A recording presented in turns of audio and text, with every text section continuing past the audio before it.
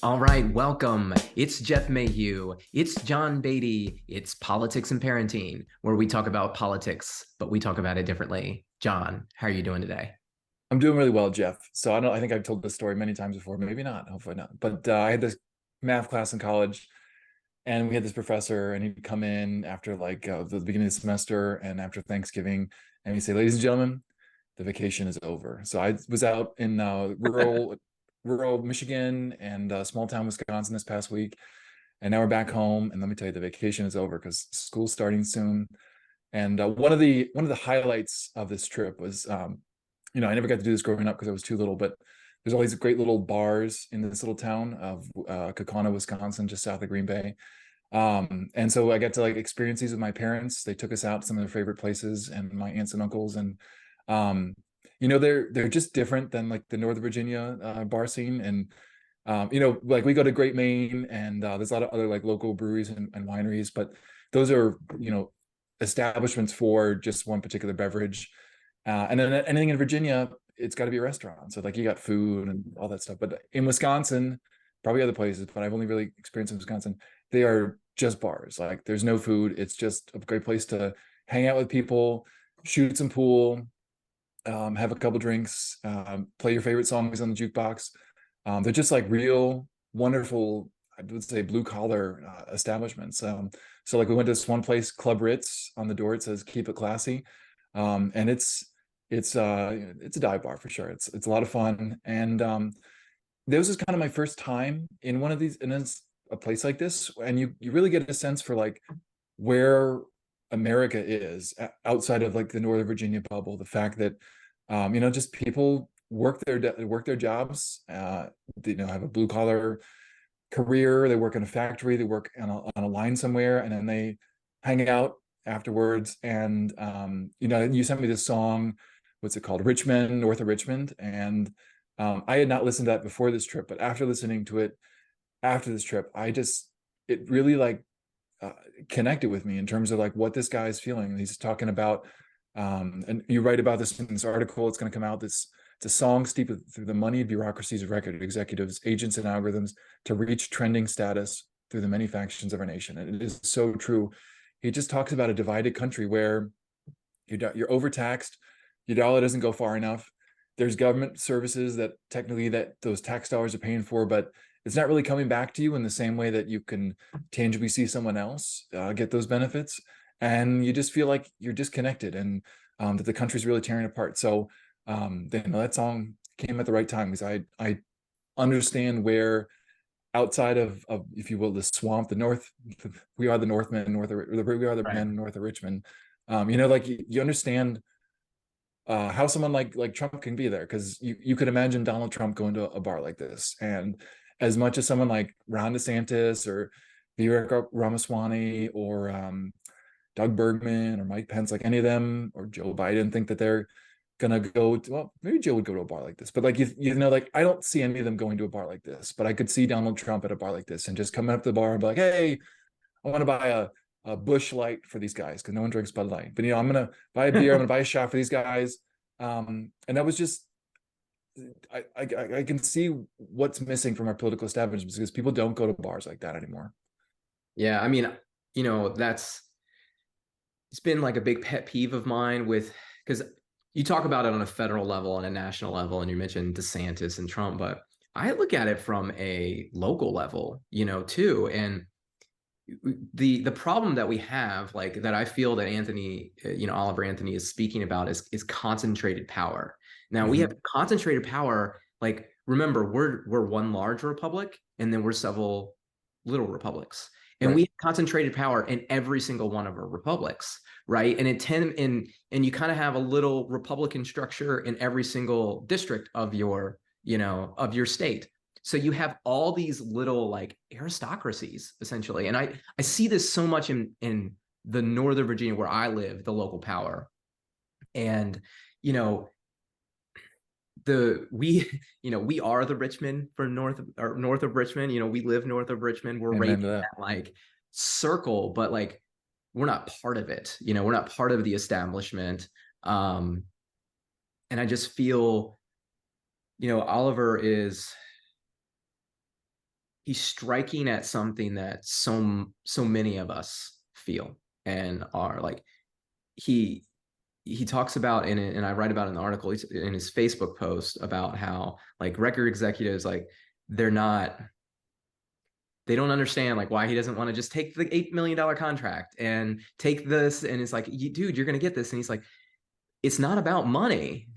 It's about expressing my despair and my pain and sharing that with people as a way to help. Like, I didn't make this art for profit. I made Right. this art for people. And we live in a system of concentrated power in every single area, right? Whether it's journalism, the media, the elites. And I open up the article with that question. It's like, who really are the rich men from North of Richmond? And in my opinion, it's all of them. It's all the people who just aren't thinking about people. They're just thinking about profit.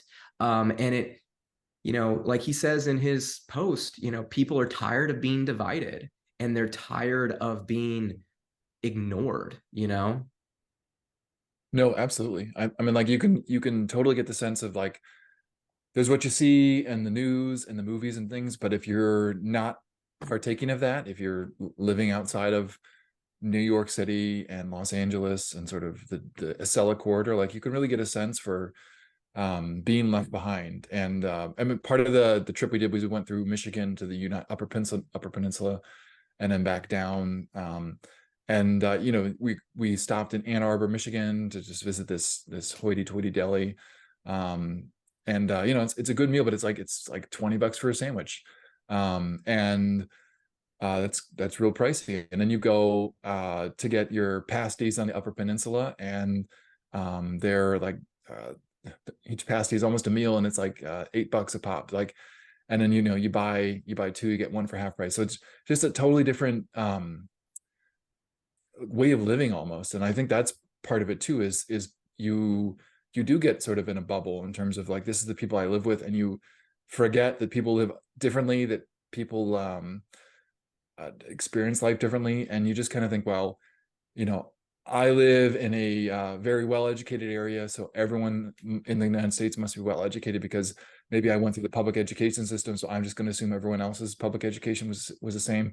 I got to go to a great university and college, and maybe it was a state school, maybe it was a private school, and then I was able to pay my loans, or maybe I did some program where my loans got paid for me, or Uncle Joe's coming to pay my loans at some point. Like there's just, it's a different kind of world where I've got cousins that are out there, like they didn't go to college and they're working on a factory floor. Like one of my cousins was talking about we actually bonded over printers, because he works for a book publishing, like a manufacturer. He's talking about like, yeah, I work the night shift and I go in and we got to print out the leaves and stuff. And then I left, and then I come back. It turns out like there was some big printer problems, and I was like, oh, that sounds like my job. A lot of printer problems. Like, it's just like, it's real work. And who knows that book that he was publishing, maybe it was some how to get rich quick scheme or something from some person who hasn't really worked a day in their life. And I just think like that's what Oliver Anthony is trying to talk about is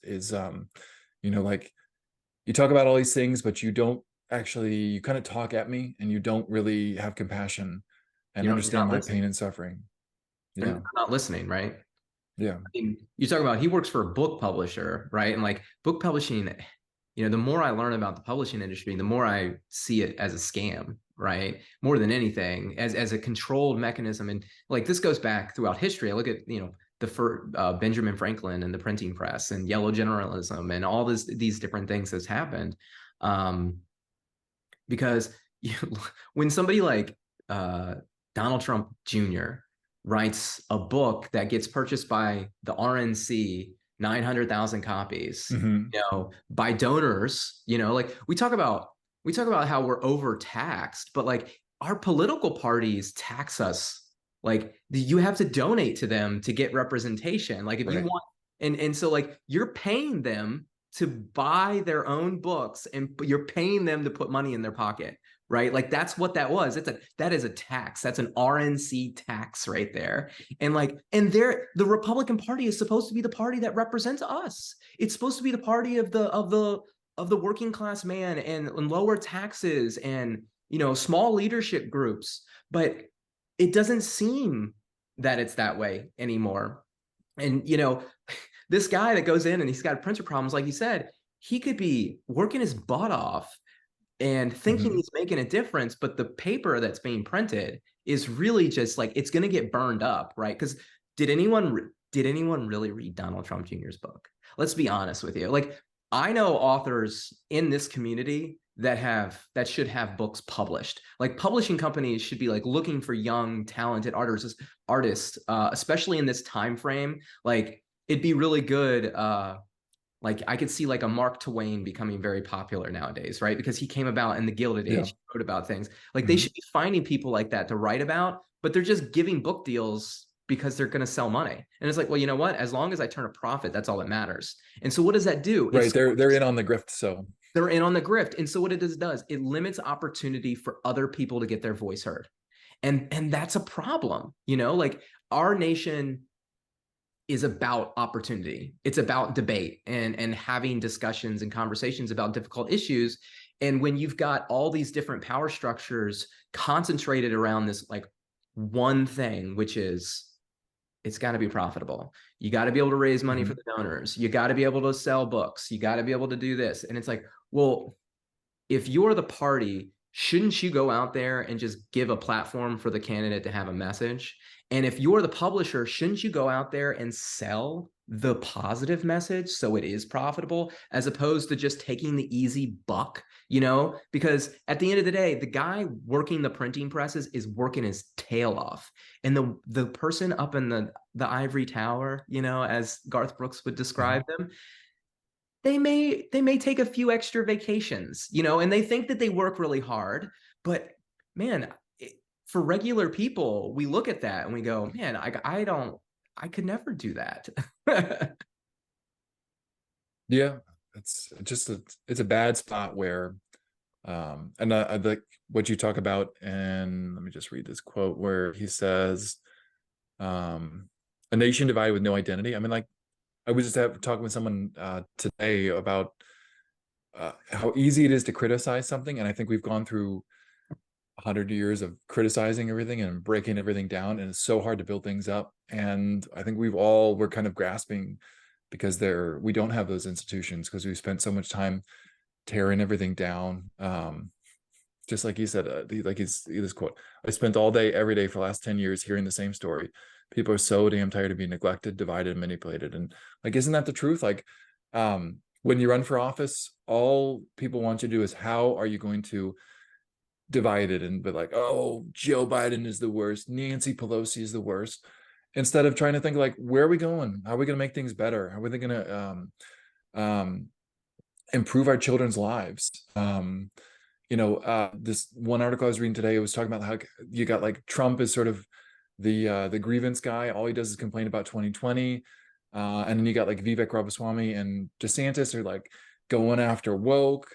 But and then the other people like don't really have a message. And it's really, it should be like, what's the fix? What am I going to fix when I get into office? And trying to understand that. And I just, that's difficult to craft. That's something you got to think about. It's something that kind of you as a candidate have to figure out, and something that your consultants can't really put in your mouth. And I would say that's why Trump is so genuine, because he seems to believe what he's talking about, and I think everyone else is just kind of saying what their consultants want them to say. No, I mean, that's a really good point. I mean, whether Trump does believe it or he's just really good at pretending, or he's just Well, really, he's an actor. I mean, like he's a TV personality. He knows yeah. how to play to the camera. He knows how to manipulate people to get the emotions. And he spent 15, 20 years on TV beforehand, and however many years before that in manipulating people in real estate development deals in New York City, which is one of the toughest real estate markets. And like, he knows how to tell people what they want to hear so that he can get what he wants. Right. Yes. And I just don't think the other people have that. Well, yeah, but I mean, but the shame is like we have no leaders that are like actually listening, you know, telling people, Mhm. saying what people want to hear, which is like, again, it's diving into that anger and that frustration, but not giving a plan on how to like resolve the anger and the frustration, like that's not real leadership. You know, I mean, you said like it's up to the candidate to craft a message. Well, like, you know, I make the point in my article, like the crux of divide in nations comes from a lack of understanding, you know, and that division typically shows its head in republics as empires grow, and then the representation Hmm. isn't expanded, right? Because now with a smaller group of people leading a larger group of people, it becomes easier to manipulate that group of people with money because they need money to reach the people and back and forth, right? And that's kind of what Right. we're sitting at Right. here. So, you know, the message is there. Like it's written on the walls of our history. It's no taxation without representation. It's the you know, it's Plutarch, and the division of all, or the ailment of all republics is the division of wealth between rich and poor, right? It's right there for Hmm. all of us to see, for any candidate with, you know, a library to find out, and yet we get nothing. Like we get nothing. Even, you know, I talk about it. You go to local politicians, and I recently asked a politician, we were talking about campaign finance, right? That's a big issue because, you know, if you work on the campaign finance issue, everything else kind of starts to fall into place, right? Or if you work on the representation, it Right. all starts to fall into place. You're moving in the right direction. And I asked about this. I said, you know, and they go, I'm very on board with campaign finance. I don't take any money from big corporations. And I was like, do you take money from the party? Do you take money from PACs? Yes. Well, then you're taking money from big corporations. Like you can't use the system of money laundering, which is like we've talked about before. That's what it is. So Yeah. the candidate can say honestly, although I made the point, I'm Right. like, that's not honest. You know, it's not honest. The candidate can make the claim to their constituents that they are against big money in politics and they don't take money from big corporations. All the while, they're taking money from the Republican Party or the Democratic Party or the Secure Virginia PAC or the Youngkin PAC. And if you go and you track where that money comes from, guess where it comes from? It comes from big corporations. And a lot of it you can't even find, you know, like they're shell companies. You have no idea what that is. So as a candidate, when you're, you know, you make that statement, is it true? You know, are you really taking on the issue that you claim you're taking on? And how, like, how do you look, like, how do you look at yourself in the mirror, like being able to like claim yourself like as a good leader to be like, hey, I'm not doing this thing that I'm very clearly doing, and I'm not even really going to acknowledge that. I'm just going to move on from it now. Well, if there's one thing humans are good at, it is not looking at all the details and glossing over them and ignoring the fine lines and pimples that sometimes appear. I mean, like I think I talked about this. Like, there's this Virginia Realtors Association PAC or some kind of realtor related PAC, and it's like it is a laundering scheme where you as a candidate say, well, I'm just taking money from this realtor association, but you can see like pretty much dollar for dollar, like 40,000 will come in from one person, and then 40,000 almost immediately 40,000 will leave to a particular candidate. So you can deny that you got it from a particular person. Maybe it's a developer or something, but it definitely, you can see the trail, and just it's just a way to obfuscate and hide and have some kind of veneer of authenticity, but in reality, you're just um, guilty of taking money from the people you say you're not really taking money from. Yeah. And it goes back, I think the story I told a while ago on the pod about um Eleanor and Sadie, and like Sadie actively lied and Eleanor passively lied, right? Like Eleanor said nothing, but she knew the truth. Sadie said the thing that wasn't true. And it's like, Hmm. which is worse? And then the reality is like they're both bad. You know, like if you Right. if there's a reason to speak up and tell the truth, you should speak up and tell the truth. And I think, you know, if you're making the claim that you don't take any big money dollars, like either you are incredibly incompetent at your job to not understand the campaign finance system that you participate in, and or maybe not incompetent but naive maybe would be the right word. Right. Maybe it's a little bit of both, or you're like completely, you are actively passively lying, right? So you're intentional about being quiet on certain subjects as to not implicate yourself. And it's like, take on the subject that you claim to believe in, which is fairness in campaign finance, allowing people's voice to be heard. Right. Because Oliver, he talks about it in his song, like it's the rich men from Richmond, north of Richmond, right? It's the rich men. And it doesn't necessarily, he doesn't say that they're politicians. Like they could be anyone that has the dollars to get something done. Donald Trump was talked about this a lot when he was running for office. He said, I donated to both parties because I paid Right. people to do stuff for me. Like, I mean, he's telling us, and he's been telling us for years what the issue is, and yet nobody's doing anything about it. Well, because what is it? What's that? There's some line like the person who, I'm trying to think. If you have a responsibility to fix something, but it's going to directly negatively impact you, you're not going to do it, or there's some clever way of saying that now I feel silly for saying this, but just basically like if it's your job to do something, you're going to find reasons to ignore things that might be detrimental to your job. I think it might be a more no, there's a better way to say it. I'll have to think of it, but I mean, No, like it's just like if you're in the political establishment and you know that if I can raise $100 million, I can become Speaker of the House because I can dole out that cash to everyone. You're going to spend your time doing that, and you're not going to necessarily represent your district or the United States, other than the rich men that are donating to your leadership pack that lets you buy influence with other members of Congress. yeah, yeah. I mean, I think it's also like a matter of like humility. I think in a large degree is like this idea that if you win, you can make the change that you need. Like, my Mm-hmm. argument in the movement that we're trying to build is like, if I get elected to Congress, if I run for Congress and get elected, I can't do anything. Like, I'm not going to be able to get anything done. If I ran for president and won, maybe I'd have a chance. But in all reality, like, there needs to be like hundreds and hundreds of people like you and I, Right.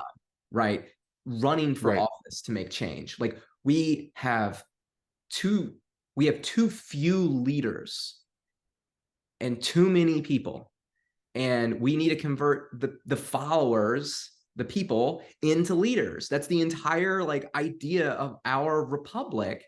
And until our leadership starts to understand that and like welcome people in, like that's my biggest issue with local leadership is if I go to a local politician and I go, I want to work for your campaign for free, you are running to be my representative, and I will knock Right. doors, I will make phone calls, I will help with fundraising, I will do whatever you need me to do. I just want to be in the room for the conversations when you're talking about my community. That's it. I just want to have a say. I've Mm-hmm. put a lot of effort in, I put a lot of work in, and they just ignore you because, like we talked about, in my Youngkin article, they don't need us. They need the money. They need the endorsement from the bigger candidate. They need the fundraising dollars. So we're completely left out of the process. Regular Americans, blue collar Americans, white collar Americans, families, parents, teachers, police officers, military, we're all left out of the conversation because we can't pay for representation. And, Donald Trump is running for president and telling us how the system works, and everybody just handed over their power to him. Nothing changed. And here we are sitting in a worse situation than we were before, right? Because now the power changed back to the other side. And again, it's just Right. that's all it is. It's a power changing system. The people have none. Well, the power changed and the game's up, so people are less willing to relinquish it. I think, it was probably an aspect of kind of going along, and maybe you thought, well, if I go along, I'll still get a bit from that. And I think now that he's out of power, everyone's doing everything they can to keep him out of power, as we see. And I just think like there's going to be even a bigger pushback, and I think it's just the incentive is for everyone is for it to go back to the status quo, because it's quieter, it's easier for them, and they can still make their skim of all the donations and campaign money that comes sloshing around. Well, and I think that's kind of how Trump's got through before, right? He was able to, we talk about concentrated power. He concentrated the power of donations into his favor. He concentrated the Mhm. power of fame and fortune into his favor. Like regular Americans can't do that. You're not going to be able to, you have to get help. And when you show up to the politician, to the local politician, you say, "Hey, I'm not the leader here, but I got some information I think leaders should know about. Can we talk about it?" And they go, "Nope." Like, I don't have time for that. I got to door knock. I got to do this. Mhm. And it's like, I know on a local level, because every politician that I talk to says that their door knocking percentage of people to answer the door when they go out knocking is around 30%. Now, I would qualify those numbers as BS. Somebody's inflating those. Nobody showed me real numbers. I don't Oh, see the absolutely. tracking, but I've door knocked a lot, and I would say the percentage is much lower than 30%. But let's say it's 30%. A local candidate recently posted that they had knocked, I think, somewhere around 6,000 doors. So 6,000. So he's talked to 1,800 people in his campaign since May. 1,800 people. I would argue I talked to that many sitting at coffee shops and breweries in, I don't know, a month, you know? And I got notes and documentation, and it's like the candidate just throwing out numbers. And it's like, the other thing is the person at the door didn't want to talk to you. They Right. didn't care about what you You're said. going to their they're going to you're going to their space, and they're busy, and no, it's totally right. And but the person at the bar or the person at the coffee shop that's sitting alone, like a lot of people go there because maybe they want to get away from their family for a little bit. Sometimes I do that. Maybe they want to have some conversation with people. Maybe they want to like have a debate. I mean, you talked about like the dive bars. It's just a place where people come together, right? Well, it's the Yep. same thing for a Hmm. brewery or coffee shop. It's just a place where people come together, and people that want to come together typically want to have dialogue, and they're more open to having that dialogue with people. And it's my whole frustration with the system is like you spend your entire campaign knocking doors to speak to a fraction of the people you could if you And actually a talk. targeted fraction too. Like you're Yeah. not trying to talk to everyone. You're trying to talk to whatever your whoever you're targeting, and usually it's just your base and maybe some people that you think would be sympathetic. Like you're not trying to reach a new audience, and you're not trying to bring a maybe hear what people outside of what your perceived coalition is. You are strictly going with people that are going you preconceived to agree with what you're going to say. And so when you knock on that door and you say, we should lower taxes, and they say, yeah, we should lower taxes, like, well, there we go. 100% of the people I talked to the door said we should lower taxes. Right. And that's such a great point, John, because what the politicians will say is, Jeff, people don't care about this. And you're right. What do they know? They don't know what people care about because they only talk to the people they want to talk to. Like they only knock the Mhm. doors. When you get a walk list from the Republican Party, which I've never done a walk list for the Democratic Party, but I bet you it's the same. If you get a Republican Party walk list, it's like every third house, right? It's got an American flag on it. Like it is, they analyze you as a person. If you voted for them or you've clicked on anything on the internet, they know who you are. They target you and they come talk to you. And if you don't fit into their bubble, they just ignore you. And Mhm. like, that's like, how are Yep. you silenced as a citizen? How are you unrepresented as a citizen? It is when your power structure ignores you flat out. And I made the argument to one of my local representatives. I said, look, man, I've been trying to get a hold of you. I've been trying to talk to you about these issues. I've invited you to come on the podcast, and you're just ignoring us. You're ignoring me, and I'm your constituent. And the campaign manager responds back with, well, he's knocking doors and da da da. And I'm like, when are you going to knock my door? You're telling me you're telling me that I'm not important. You're telling me that these other people are important. And it's like your job is to represent all of us. And if you're saying, and this is the thing that really frustrates me the most, what they say back is, there's too many people. I can't talk to them I all. mean, And I go, I know. That's the problem we have. You acknowledge the problem that we have, and yet you don't want to talk about it and how to solve it. I have this idea.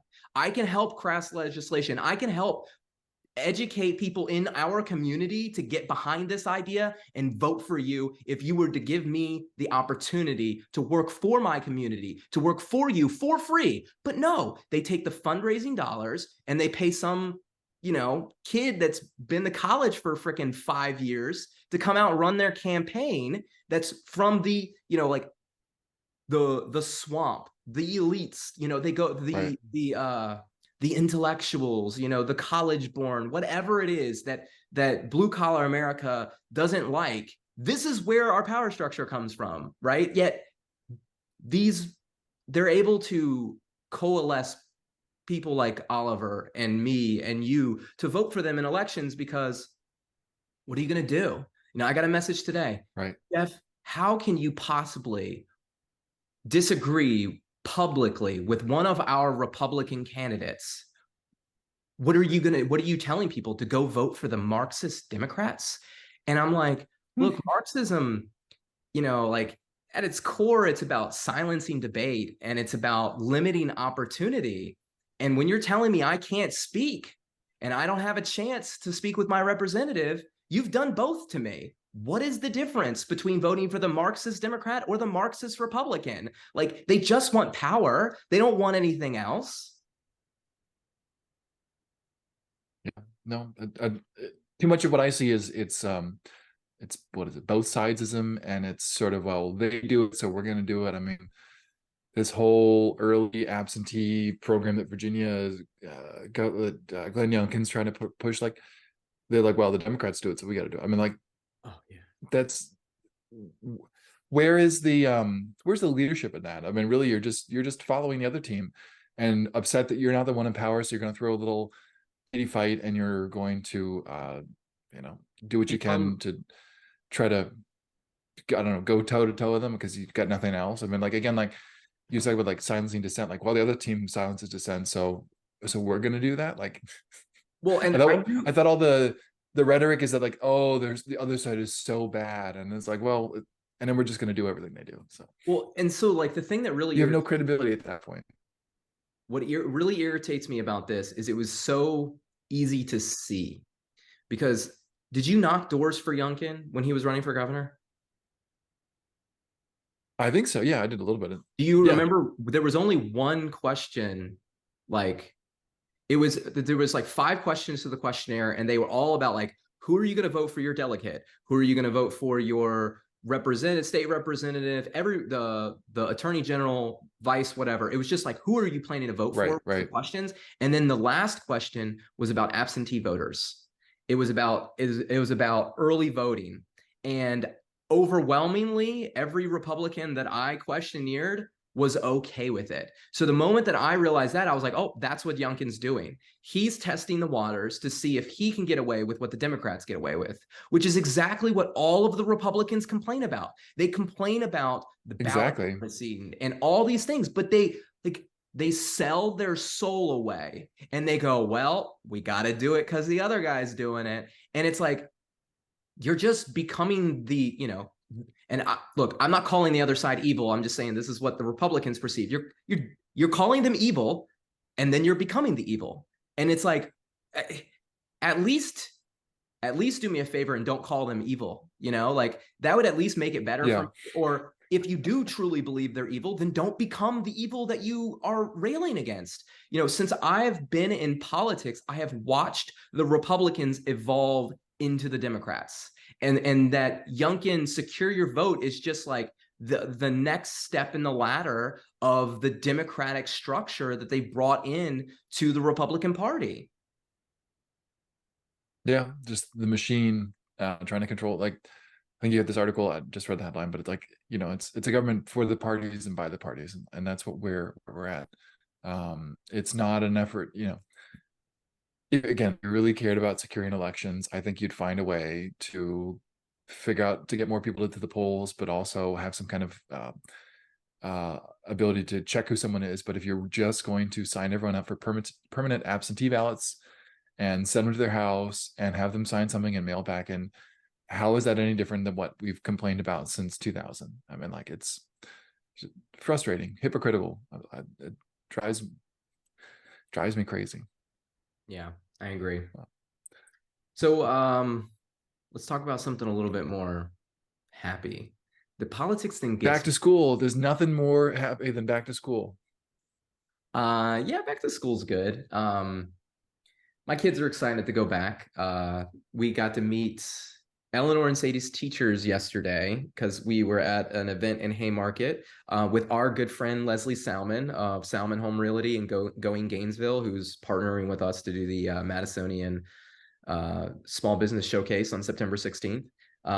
My family and I went out with her to this event in Haymarket that she was co-sponsoring and kind of helped. We passed out some invitations for the Madisonian for the Small Business Showcase, and we got to talk to a lot of people. There was a little summer concert in the park in Haymarket. They had small businesses there, kind of like what we put on. But Truvai, one of our our favorite breweries, was there. Great Maine was there, and it was a good experience. You know, I love being able to like be in the community and talk to people. Um, watching my wife and kids work is always fun for me. I always take a lot of joy in how much effort they put into things and how seriously they take helping others. We showed up and, just right off the bat, my son Oliver just started helping people set up. Right, he's helping set up tents and move heavy objects for them. And before the end of the day, like he ends up staying at one booth and just working the booth, right? Like he's running the register for the booth because it was busier than expected and he offered to help. And, like a smart small business owner never turns away help, right? And I'm good Absolutely, with yeah. it. Like I want my son to have that experience. If somebody give him the opportunity to showcase his abilities, his labor, because it's really like it's all we as individuals have is our labor. Some of us are born with capital, but everyone is born with labor, and you should take some pride in that ability. So it was cool to see him do that. It was cool to see my girls. They were passing out stuff, and they had a really cool like band lead off this concert, and they must have been like they look like high school students. And if whoever listens to this and you're not a high school student and you're older, I apologize, but from a distance, from an old man's eyes, they all look like high school students, and they played like 90s and 2000s punk rock. It was Blink 182. It was lit, and they were good. There was like 7 of them on stage. They must have had every instrument under the sun, and they were loud, but they were very good, very good. It was pretty cool to see. My girls love dancing to They it. have any brass? Do some ska on there too?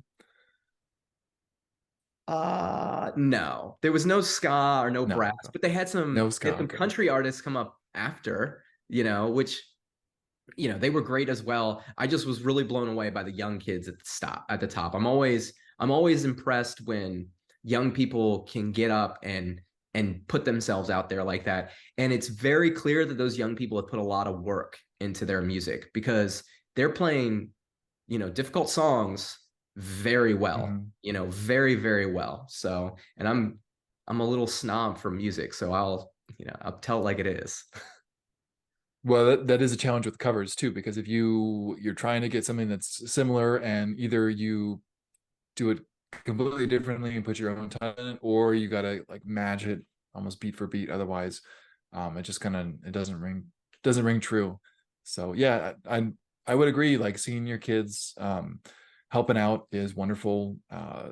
It's now that summer is slowly winding away, like we're trying to get back into some kind of groove, and it's being away from home for a week can be tough to stuff. And so I feel like I have to like retrain my sons and how the kitchen should be clean and how the house should be kind of organized.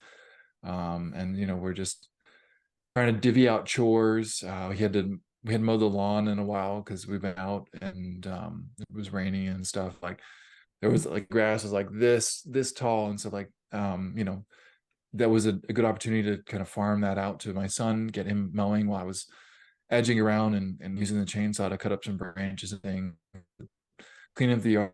If you don't prune stuff, it gets wild. And you sent me this poem from our good friend, and it was talking about just tending a garden of your heart, and that was a really nice poem. That was Craig Stewart, one of the Madison Republicans, just talking about like sometimes you're in love, or you think you're in love but you're not quite in love, and like I think so much of life is about sort of that constant tending of whatever has been placed in front of us. And if it's the front yard of your house, if it's your kids' well-being, if it's your kids' education, being, as people like to say, parents matter. Like, you got to be involved in that. And you just by implying or by saying that parents matter, that means that we as parents are responsible for making sure our kids stay on top of whatever work and assignments they get, and making sure that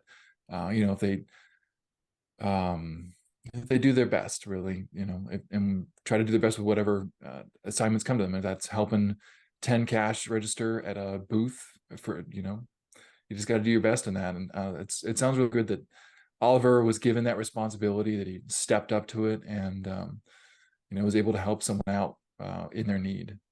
Yeah. Yeah, that poem, Craig's a good friend of mine. We have the What the Book podcast together, where we read this Ender's Game. So we recorded that podcast on Thursday. I think it'll come out sometime next week. But yeah, I read that poem. I mean, it's one of my favorite things to do. It's like I'm a habitual person. I really think Craig is a very talented writer, especially when it comes to poetry. And every Saturday morning, he does this thing called a poetry drop. If you subscribe to our Substack, you've probably seen me. I did one once just because I emulate things I like. And the poem that he wrote this weekend, or shared with us this weekend, it wasn't written this weekend, but it was shared with us this weekend. It was so good. We should drop it in the show notes for the podcast, so our viewers can take a read of it. And there's a podcast version as well. You can listen to it. And you talk about like we have to tend to our garden, right? And you were referring to his poem and whatnot, and like how do we tend to our garden in relationships? And I think that is talking. It's conversation, and that goes for a one-on-one relationship between a husband and a wife, a father and son. You got to talk out your issues, and then it goes to larger issues, like it goes between the people and the leaders, the representatives of the state and the representatives of the federal government, like having discussions and debating, listening to the constituents, sharing information. Because at the end of the day, if you got a problem, you got to put it out there on the table. We're each responsible to speak up. I think the biggest misconception is that leaders are just supposed to do what the people say, and at the end of the day, it's like leaders should listen to what the people say, and then leaders should speak back to them and go, well, what about this idea? Like I feel your frustration. I agree with you, but I think you're pointed in the wrong direction, because maybe the leader has information that the follower doesn't. That because the followers are doctors, the followers are mechanics, the followers are everybody else that's an expert in their field, but they're not experts in politics. Right. They're not experts in government more than anything. And I think it's the responsibilities of the leaders to be like, all right, I hear you. Now let me speak back. And I see too much that they just echo. They, like you pointed out, they knock the doors that they want to knock. They hear the thing that they want to hear, and then they echo it back. And we're left. And then they pat themselves on the back and say, oh, knocking 6,000 doors. Well, no, they take pictures and they post it on their social media video so people think they're doing something of value, when I can tell you that knocking doors has no real value other than to win somebody in office, and I would argue that's not even really the thing that makes the difference. At the end of the day, if you run the numbers, based on what the politicians give you, then they're not talking to enough voters to actually make a difference, because no election is decided Mhm. by 1,800 votes. I mean, I take that back. Yes, elections are absolutely decided by 1,800 votes, depending on where you are. But how about this? They're decided in these districts that I'm discussing, they're decided by much more Yeah. historically, Yeah. No, they tend to skew one way or another. Which is unfortunate, because that you're setting yourself up to lose anyway. Then, if you're just going to target your who you think are going to support you anyway, like, where's the opportunity to try and bring people along with you and to maybe get them to flip? Because you got to, yeah, I just think, like, so much of what we are told about politics is like, well, this person is X, and that there is no possibility for them to change. There's no possibility. But I think all of us have had some issue that we thought about, and then the more we thought about it, the more we talked to the people, we said, well, maybe there's something to that. And I think any opportunity to talk with someone else, to listen, gives you an opportunity to maybe respond, and maybe, or just maybe rethink your position on something, and so that you can be a better leader. Yeah. And that brings us back to the event that I went to yesterday. And Mhm. we need more leaders. And like, it doesn't mean that, if you're out there and you're listening to this and it's like, I don't want to run for office. And it's like, you don't have to run for office to be a leader. You can be a leader in so many different areas. I mentioned our friend Leslie. She's a leader in the community. She brings people together. I mean, I got to sit and hear people come up and speak to her that have used her services in the community. And they're like, do you remember, like, we spoke on the phone, like, you just called me, it's, because of a lead or whatever. And we ended up speaking for an hour and a half. We had this great conversation and you helped me with X, Y, and Z, right? Like, none of that stuff was her job, but she took the time to Mhm. listen to that person. And because she had information that was helpful to that person, she gave it to him. And is it going to turn out into a sale and business for her in the long term? Hopefully, because I feel like she works hard and she tries, and if you're going to give that type of value back, I hope the customer comes back for that. um but she's not doing it just for the sale. Like, in all, like, if you sit Right. down with her, and there's other people in our community that do this as well. There's Old Town Strong out in Manassas. They do stuff like this all the time. Like, they put on events, they raise money for specific needs in the community. They know the people that they're helping. It's this discussion. It's like, what can we do to help out our community? How can we bring people together? And it's not for profit. And if you're out there and you want to be a leader, there are opportunities. I think what I tell my fellow small businesses is, like, you're a leader. You have a group of people that come to you for your expertise, and you should lead them and take pride in that. It doesn't mean that you're better than anybody. Like, no leader is better than anybody that follows, and vice versa. It's just a matter of, like, this is your responsibility at this moment.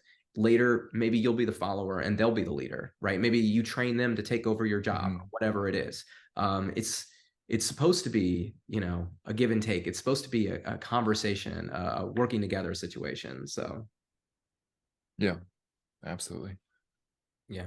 And then So, my little ones are stepping up and trying to fill that void already. They're like, hey, something needed to be done. I'm gonna get to work. And that, as a father, that makes me very happy, because they work hard at home, and it shows in their grades. It shows in the way that their teachers talk about them. My girls went to Hope and Serenity Farm every, like, Friday during the summer, as like a little camp thing. The girls love horses. And when we picked them up a couple weeks ago, they were mucking the stalls. And oh wow, they're 6 years old, it's and they're serious mucking the business. stalls. And the the the volunteer that was there told my wife, they're like, hey, your girls, they work hard. Like, they have a strong work ethic. We And my wife's like, oh, okay. And they're like, no, like, seriously, like, they did, like, real work, and, like, they did it good. Like, they came back and they were like, hold on, I gotta go back, I missed this pile over here, let me take care of that.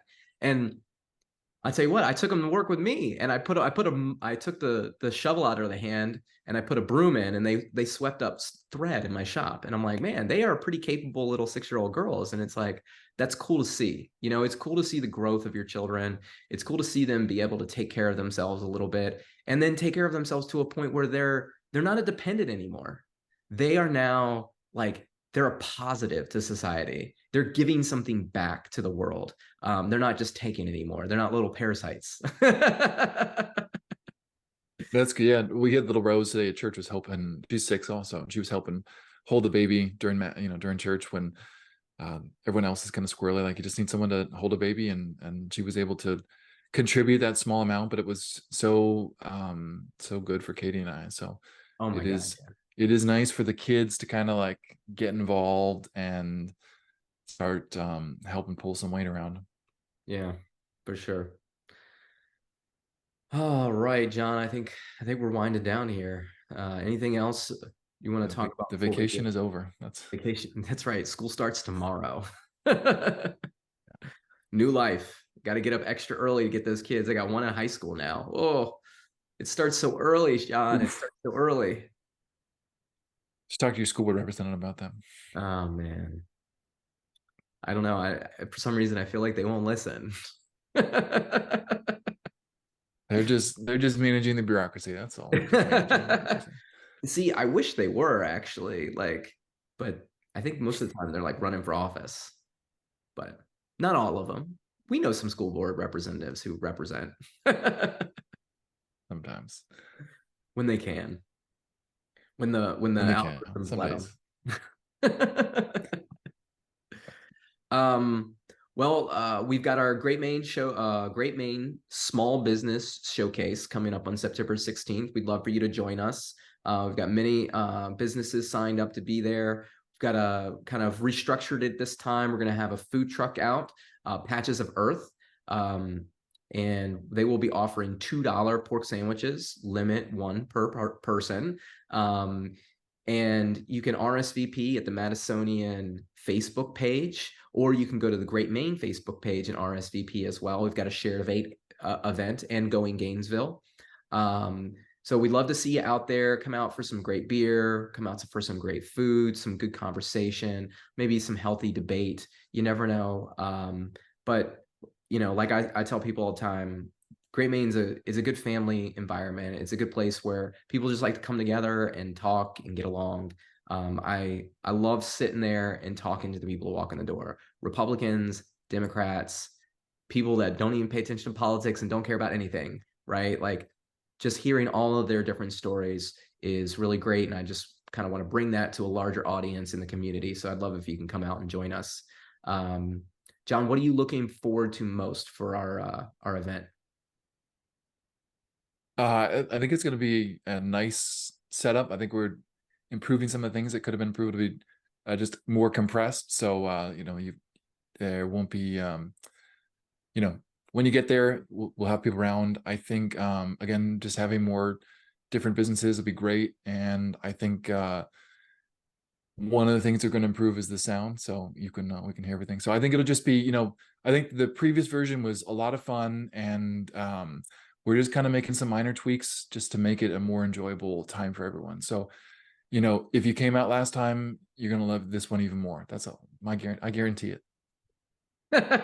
All right, politician, making promises. Read my lips. All right. For those of you, you can, if you like the show, please share it. Politics and Parenting. We have a Substack and podcast. You can find us on Apple and Spotify. If you're listening, maybe you already know this. If you like the show, take some time to write a comment, leave a review, maybe give us a star rating. I think like there's always stars up there. I'd really love a 5, but I'd settle for a 4. Just anything really. Anything that's honest. Yeah. I think that's it for the show. Anything else, John? No, just enjoy the end of summer. Yeah. However And little left that is for everyone. good luck at school tomorrow. Peace and love.